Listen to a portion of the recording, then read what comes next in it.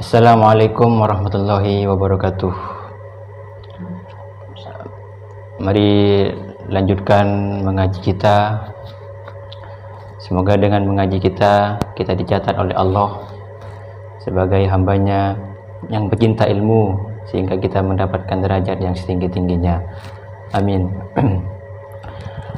Alhamdulillah, di samping saya ini telah bersedia menemani atau mungkin nanti akan memberikan sedikit cerahan tentang berbagai ilmu atau disiplin ilmu yang tentunya insya Allah akan menjadi tambahan ilmu yang bermanfaat untuk kita. Amin.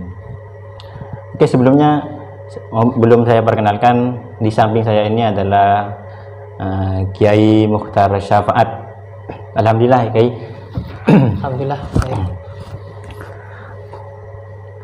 Oh ya, sebenarnya kalau saya mau curhat ya, ini sebenarnya sudah lama saya untuk menciptakan, untuk sharing lah, untuk mengadakan podcast ya. Ya, atau membahas ilmu ini sebenarnya sudah lama, sekitar 2 tahun yang lalu ini, Kiai. Tapi mungkin ya Kiai sibuk, ya Kiai Mukhtar sibuk, ya saya pribadi juga mungkin ada kesibukan. Dan alhamdulillah pada kesempatan kali ini kita dipertemukan oleh Allah, dan alhamdulillah sama-sama sehat, dan insya Allah setelah ini kita akan membahas hal penting, sebuah ilmu yang kira-kira ini yang menarik kita membahas apa ini, Kiai? Ya mungkin karena memang momen yang masih sedang kita jalani ini tentang ibadah Ramadan, dan sebentar lagi sudah hampir memasuki bulan Syawal, Idul Fitri, ya terkait dengan zakat, khususnya zakat fitrah, ini mungkin lebih pas untuk dikaji agar masyarakat lebih mudah dalam memahami. Kiai sendiri atau saya yang menentukan atau terserah. Intinya kan kita mungkin dalam kesempatan kali ini lebih kepada sharing ya, daripada sekedar diskusi secara personal hanya sendirian. Mungkin lebih kepada membahas lah apa mungkin problem-problem yang di masyarakat sedang terjadi ini. Sharing, istilahnya sharing ya, bukan mengadu ilmu ya. Jangan salah paham, tidak ada adu ilmu, itu yang ada adu ayam. Ada ilmu yang tidak ada. Oke, baik, karena tema yang dipilih tadi adalah tema zakat, mungkin Kiai Mukhtar Syafaat akan bersedia memberikan sedikit pencerahan perihal tentang terkait dari zakat fitrah. Oke, silakan Kiai Mukhtar Syafaat. Ya, perlu difahami terlebih dahulu bahwa zakat itu tujuan dan arti yang dikehendaki oleh agama Islam adalah penyucian atau pembersihan. Nah, pembersihan dan penyucian ini ada yang kaitannya dengan harta yang kita miliki, dan ada kaitannya ya dengan tubuh kita atau badan kita.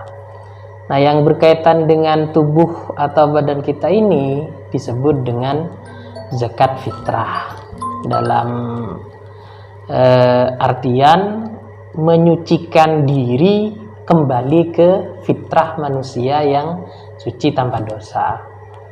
Jadi kalau tidak dizakati, tubuh kita ini kan sebenarnya nikmat yang Allah berikan. Kita diberi kesehatan, nikmat penglihatan, pendengaran, dan kekuatan untuk beraktivitas. Maka ini perlu dizakati. Nikmat ini, setiap penghasilan yang kita dapatkan, karunia nikmat yang Allah berikan kepada kita, itu kita zakati sebagai penyucian dari nikmat-nikmat ini. Nah, dalam zakat fitrah ini kemudian para ulama itu merumuskan dari sabda-sabda Nabi. Dulu Rasulullah itu dalam hadis-hadisnya menyebutkan bahwa penyucian diri ini dilakukan dengan beberapa makanan. Kita memberikan makanan kepada orang-orang yang memang membutuhkan, lebih-lebih di hari raya, hari berbahagia umat Islam. Nah, makanan apa saja? Di dalam hadis-hadis Nabi itu ada 4 bahan makanan yang disebutkan oleh Rasulullah. Di antaranya adalah kurma, kemudian anggur, kemudian gandum putih, dan yang terakhir itu gandum merah. Nah, ulama berbeda pandangan terkait dengan 4 makanan yang disebutkan dalam hadis ini. Apakah memang harus 4 makanan ini, atau ada maksud tertentu sebenarnya di balik 4 makanan ini? Kita sebagai penganut madhab Syafi'iyah mengikuti pendapat dari Imam Syafi'i. Imam Syafi'i memahami bahwa 4 makanan ini disebutkan oleh Rasulullah karena memang pada zaman itu, khususnya di Arab sana, makanan yang dimakan oleh masyarakat ya 4 ini. Yang menjadi makanan pokok masyarakat di situ ya 4 makanan ini. Maka menurut beliau, menurut Imam Syafi'i, sejatinya yang dikehendaki oleh Rasulullah itu bukan harus yang 4 makanan ini, tapi makanan pokok dari tempat di mana kita hidup. Nah, jadi kalau di Indonesia, karena makanan pokok kita khususnya di Jawa ya, kalau di luar Jawa ini makanan pokoknya kan mungkin berbeda. Di Jawa ini kan beras, karena kita memang makanan pokoknya nasi, ya maka yang dizakatkan itu harus berupa beras dan berbahan mentah. Karena itu nanti yang betul-betul dibutuhkan oleh fakir miskin sebagai mustahik zakat ini di hari raya. Orang-orang yang kaya makan nasi, maka ya setidaknya kita berbagi dengan para fakir miskin ini juga ikut serta makan nasi. Jadi sebenarnya dari hadis tersebut bukan makna yang tersurat ya, tapi ada makna yang tersirat. Nah ya, ada makna tersirat. Jadi pemahaman dari Imam Syafi'i terhadap teks hadis ini tidak tekstualis harus yang 4 ini, tapi kenapa kok itu makanannya? Nah, setelah dikaji oleh ulama, karena itu makanan pokok. Berarti kalau di tempat lain yang makanan pokoknya bukan 4 makanan tadi, ya yang dikeluarkan juga makanan pokok setempat, bukan 4 makanan yang tadi kita sebutkan itu. Berarti misalkan bukan beras makanan pokoknya, maka misal ada satu tempat yang makanan pokoknya jagung, misal, ya maka zakat fitrahnya menggunakan jagung atau apa bahasa tenggang lah, bagaimana? Tenggang. Ya. Misalnya ada satu tempat jadi tenggangnya. Tenggang yang dizakatkan fitrah kalau memang makanan pokoknya tenggang. Gitu. Ada satu daerah itu kalau tidak keliru di Kalimantan Utara itu memang sampai sekarang makanan pokoknya singkong, tenggeng dalam bahasa Madura, tapi dibentuk sagu. Jadi sagu singkong. Ya maka orang sana zakat fitrahnya pakai itu kalau memang singkong menjadi makanan pokok, makanan utama ya. Makanan utama. Gitu ya. Jadi misalkan kalau mengeluarkan zakat fitrah misalkan bukan dengan makanan pokok itu bagaimana kira-kira? Nah, karena kewajibannya dalam madhab Imam Syafi'i itu harus berupa makanan pokok, maka makanan-makanan yang lain ini posisinya sebagai kimah kalau dalam bahasa kita. Apa itu kimah? Kimah itu kalau diartikan dengan bahasa Indonesia mungkin harga sepadan dengan makanan pokok tadi. Jadi kan kewajiban zakat fitrah itu satu sok itu 4 mot, sedangkan satu motnya itu 6,7 on, atau kalau di jumlah sekitar 2 kilo 7 on. Nah, 4 mot ini atau satu sok. Lah beras satu esok atau 2,7 kilogram ini itu 2 kilogram 7 on itu seharga dengan berapa? Misalnya seharga dengan sagu 3 kilo. Nah, maka mengeluarkan sagu 3 kilo itu namanya mengeluarkan kimahnya. Atau bukan sagu, misalnya langsung berbentuk uang, mengeluarkan uang seharga beras 2,7 kilogram. Dan maka ini disebut dengan mengeluarkan kimahnya. Dalam madhab Syafi'i, mengeluarkan kimah dalam zakat fitrah itu tidak diperbolehkan, tidak cukup. Jadi mengeluarkan kimah itu tidak cukup. Kenapa tidak cukup? Karena nas hadisnya kan makanan pokok.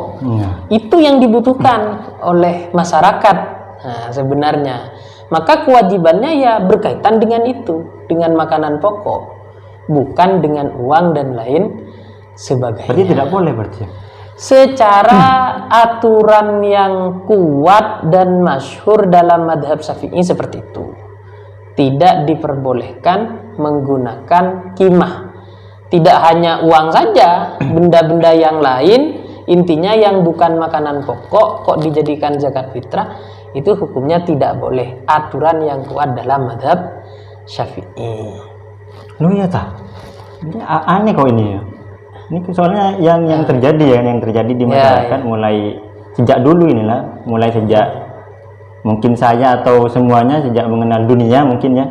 Ini yang namanya zakat itu ya pasti pakai uang. Jarang terjadi zakat itu pakai makanan atau apa tadi itu? Makanan pokok ya. Ya, makanan pokok. Itu gimana tuh kita menyikapinya lah? Nah, ini kita cerita realita juga. Memang di masyarakat kita, khususnya di daerah Madura ini, sejak zaman dulu sudah biasa zakat fitrah itu menggunakan uang. Caranya bagaimana? Ada 2 cara yang diajarkan oleh guru-guru kita, para kiai-kiai zaman dulu, ketika bayar zakat fitrah dengan uang. Ada pakai cara nempor dalam bahasa Madura. Gimana tuh? Nah, nempor itu kalau dibahasakan Indonesia, kita beli beras ke seseorang, misalnya berasnya 2,7 kilogram tadi, seukuran zakat fitrah lah. Beli beras, harganya berapa? Terserah orang yang mau menjual. Misal harga pasarannya beras 2,7 kilogram itu 30.000 lah, anggap sekarang. Kok dijual dengan harga 25.000? Ya terserah orang yang menjual. Kan menjual barang itu tidak harus mengikuti harga pasar. Dijual lebih rendah atau dijual lebih tinggi, terserah dari kedua belah pihak, yang penting sepakat. Nah, setelah beras didapatkan oleh orang yang mau bayar zakat ini, berasnya kemudian dizakatkan kepada orang yang tadi menjual beras. Nah, ketika memang ini mustahik. Makanya para kiai dulu itu mengajarkan, biasanya mustahiknya itu menyediakan beras. Mustahikuz zakatnya, masyarakat datang beli beras yang seukuran zakat fitrah tadi. Nah, setelah beras diterima, uang juga diterima, ini melalui proses jual beli, bukan proses zakat, baru kemudian masyarakat ini menunaikan zakatnya berupa beras. Jadi tetap zakatnya berupa makanan pokok. Ya terus begitu berlanjut, dijual lagi, diberikan zakat lagi, dijual lagi, diberikan zakat lagi. Ini tidak masalah, boleh-boleh saja, karena memang berasnya tadi sudah diterima atas nama barang yang dibeli oleh muzaki, kemudian diserahkan kepada mustahik sebagai zakat. Kan sudah punyanya mustahik. Nah, karena sudah punyanya mustahik, maka ya mustahik boleh untuk menjual. Kecuali yang ini bukan mustahik. Orang kaya lah. Yang menerima ini bukan mustahik, orang kaya. Atau yang sering terjadi itu panitia zakat yang dibentuk masjid-masjid tanpa SK resmi dari pemerintah. Nah, itu kan tidak berstatus sebagai amil kalau tidak ada SK resminya. Itu statusnya sebagai wakil dari muzaki. Maka nggak boleh wakil ini kemudian menjual beras. Atau bahkan amil sekalipun, amil yang dibentuk resmi, orang bayar berupa beras kok dijual, ini juga tidak diperbolehkan. Nah, kalau mustahiknya langsung yang menjual, ini nggak apa-apa. Jadi seorang fakir miskin nerima zakat, zakatnya dijual oleh orang yang beli, dibuat zakat lagi, ini tidak masalah. Itu cara yang pertama. Jadi sebenarnya yang terjadi saat ini itu sebenarnya ada yang menyediakan beras, kemudian kita beli, ya, kemudian berasnya kita terima. Ini sebenarnya kita berzakat beras ya. Berzakat beras tetap. Cuman ini solusi ya. Ini solusi agar kita sebagai bayangan kita membayar kimahnya. Karena sebenarnya ini sama saja kita berzakat makanan pokok kita lah. Tetap makanan pokok yang dizakatkan. Makanya ini solusi yang diberikan oleh para kiai-kiai sepuh para masai sejak dulu. Cara yang terbaik, aman setidaknya dari perdebatan para ulama tentang keabsahan zakat langsung pakai kimahnya. Nah, ada cara yang kedua, kiai-kiai itu sejak dulu sebagian langsung mengajarkan zakat uang langsung, tanpa proses nempor tadi, tanpa proses beli beras dulu. Jadi memang zakat fitrahnya langsung uangnya. Contoh lah, misal sekarang 2,7 kg itu harganya 30.000. Itu langsung diberikan uangnya 30.000 kepada mustahik. Ada kiai-kiai dulu yang juga mengajarkan seperti itu. Nah, bagaimana ini tentang keabsahannya? Kan tadi pendapat yang biasa kita dengar di dalam mazhab Syafi'i untuk urusan zakat fitrah ini kan tidak boleh menggunakan kimah. Nah, ini ulama mazhab Syafi'i itu tetap bersikukuh dengan pendapat yang seperti ini. Karena memang ta'alluqnya dengan makanan pokok, ya maka yang dibayarkan harus makanan pokok.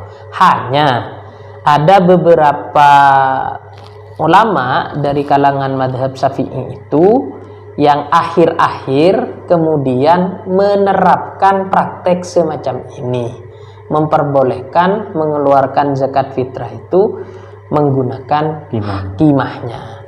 Di antaranya yang berpendapat seperti ini dengan tegas adalah Al-Allamah Syekhuna Muhammad Khalil bin Abdul Latif Bangkalan yang dimakamkan di Martajasa. Itu tegas di dalam kitabnya Al-Matmus Syarif memperbolehkan bayar zakat fitrah menggunakan uang. Dari Syekhuna Khalil ya? Dari Syekhuna Khalil. Kira-kira pendapat pribadi atau pribadi beliau atau ada landasan lain lah untuk jadi ini sempat terjadi perbedaan dari kalangan para kiai setelah melihat pendapat Syekhuna Khalil ini, menyikapinya terjadi perbedaan pendapat. Ada yang mengira bahwa pendapat Syekhuna Khalil ini terjadi kesalahan tulis. Nah, jadi kalau kita baca teksnya itu wa yajuzu ikhrajul kimah. Boleh untuk mengeluarkan kimahnya, harga sepadan dari zakat fitrah tadi. Nah, ini ada yang mengatakan ada kesalahan tulis, sebenarnya wala yajuzu, tapi mungkin naskahnya kurang elahnya. Ini kan fatal. Jadi kurang elah bisa berubah hukum. Tapi ini salah kesalahan dari percetakannya ya.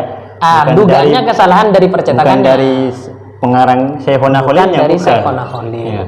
Nah, dugaan ini kemudian diperkuat dengan adanya satu naskah kitab yang ditulis tangan langsung oleh Syekhuna Muhammad Khalil. Tapi bukan kitab Matmus Syarif, kitab yang lain. Nah, di kitab yang lain ini Syekhuna Khalil dengan tegas mengatakan wala yajuzu ikhrajul kimah. Tidak boleh mengeluarkan kimah, tapi kemudian ditambahi catatan wa qila yajuzu dzalik. Nah, jadi ada yang mengatakan boleh untuk ikhrajul qimah. Nah, jadi analisa yang ini diperkuat dengan naskah ini. Cuma ternyata dalam naskah kuno sekitar 1930-an itu kalau tidak keliru cetakan Mesir itu matnus syarif tertulis jelas wa yajuzu ikhrajul qimah. Jadi tidak ada kehilangan lah. Ada huruf lanya ya. Memang tidak ada huruf lanya. Dan dari Ini situ cetakan yang baru ya. cetakan yang kuno, yang lebih kuno lagi. Yang lebih kuno lagi. Cetakan yang beredar di masyarakat itu kan cetakan tahun 1990-an yang beredar di masyarakat. Lah ini karena jarak antara Syekhona Khalil yang 1924 dengan 1990-an terlalu jauh, jadi dikhawatirkan ada kesalahan penyalinan naskah.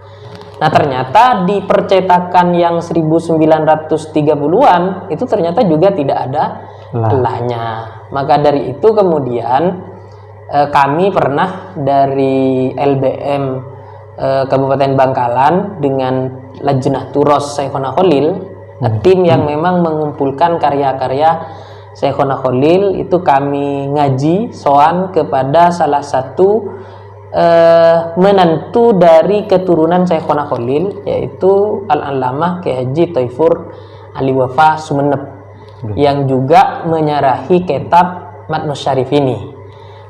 Di dalam terbitan yang dulu, Kiai Thaifur itu langsung menegaskan bahwa pendapat yajuzu ikhrajul qimah ini, bolehnya mengeluarkan qimah ini, sebagai pendapat pribadi Syekhona Khalil. Setelah mendapat masukan dari kiai-kiai yang tadi menduga ada kesalahan naskah, Kiai Thaifur kemudian memberikan dua pilihan.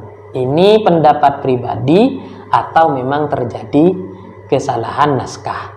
Nah, setelah kami sampaikan dari tim Lajnah Turos itu, Lajnah Turos Syekhona Khalil itu sampaikan bahwa naskah yang kuno itu memang nggak ada lanya, maka Kiai Thaifur kemudian menjelaskan, ya sudah gak apa-apa, berarti ini memang pendapat pribadi dari Syekhona Khalil. Lagi kami sempat tanya kepada Kiai Thaifur, pendapat yang semacam ini kira-kira kaitannya ketika dikaitkan dengan pendapat-pendapat lain dalam madhab Syafi'i kan hampir tidak ditemukan yang memperbolehkan zakat fitrah ini.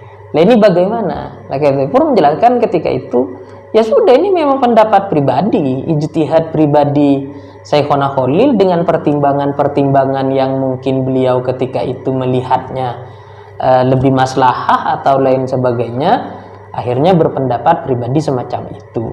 Dan itu menurut Kiai Thaifur biasa, ulama-ulama madhab Syafi'i sejak dulu memiliki pendapat yang tidak sama dengan pendahulu-pendahulunya ulama-ulama madhab Syafi'i yang lain. Yang penting memiliki keilmuan yang mumpuni dan cukup untuk mengeluarkan pendapat pribadi. Dan insya Allah kita tidak meragukan kan Syekhona Khalil sebagai tokoh yang betul-betul alim. Karya-karyanya banyak, kilah karyanya ini lebih dari 500 karya, tapi masih dalam penelitian.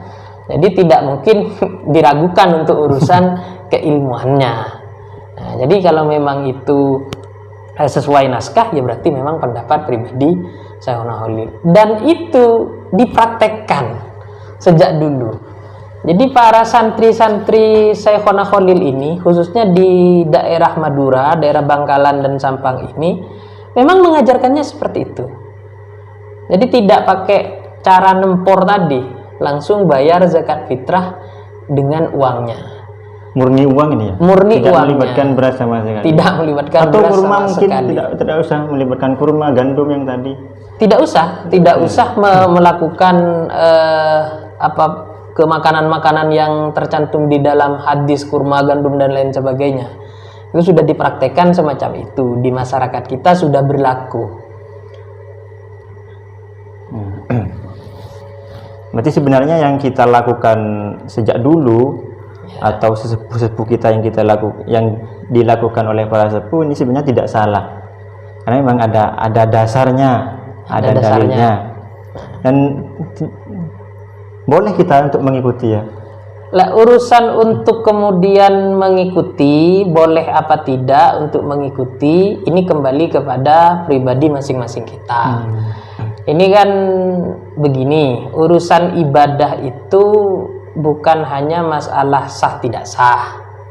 Jadi tetap urusan ibadah itu sekiranya tidak menjadi perdebatan ulama. Karena khawatir begini, memang dalam salah satu keterangan, setiap mujtahid, artinya ulama yang melakukan upaya kajian terhadap hukum-hukum Islam, itu ada yang mengatakan semuanya benar, meski pendapatnya berbeda-beda. Tapi kan tetap ada yang mengatakan bahwa yang benar tetap satu, yang sesuai dengan apa yang dikehendaki oleh Allah Ta'ala itu tetap satu. Nah, kalau misalnya, kalau ini yang benar itu satu, dan pendapat yang benar itu yang mengatakan baik zakat fitrah tidak boleh pakai uang, maka kan yang melakukan zakat fitrah dengan uang berarti ibadahnya tidak benar, tidak dikehendaki oleh Allah. Urusan pahalanya tetap berpahala, karena mujtahid itu meski keliru dalam berpendapat itu tetap mendapatkan pahala. Maka orang yang ikut mujtahid ya juga dalam beribadah tetap mendapatkan pahala. Hanya kan andaikan bisa, itu kan tetap bagaimana ibadah kita tidak diperselisihkan lah. Jadi menurut imam yang ini memang sudah sah, menurut imam yang ini memang sudah sah. Makanya saya kira solusi nempor beras yang ditawarkan oleh ulama-ulama dan kiai-kiai sepuh sejak dulu itu solusi yang paling aman untuk diterapkan. Nah, minimal tidak banyak khilafiyahnya di dalam mazhab Syafi'i. Cara terbaik ya. Cara yang terbaik. Ya, berarti sebenarnya andaikan kita mengeluarkan langsung uang, ini masih ada ulama yang tidak mengesahkan, yang tidak memperbolehkan, bahkan yang banyak tidak memperbolehkan. Jadi ibaratnya misalnya nanti di persidangan akhirat ditanya oleh malaikat yang dipasrahkan untuk hisab, kamu kok zakat fitrah pakai uang, nah, misalnya, maka kan kita tentu dalihnya, oh saya ikut ulama yang ini yang memperbolehkan. Ternyata yang tidak memperbolehkan kan lebih banyak.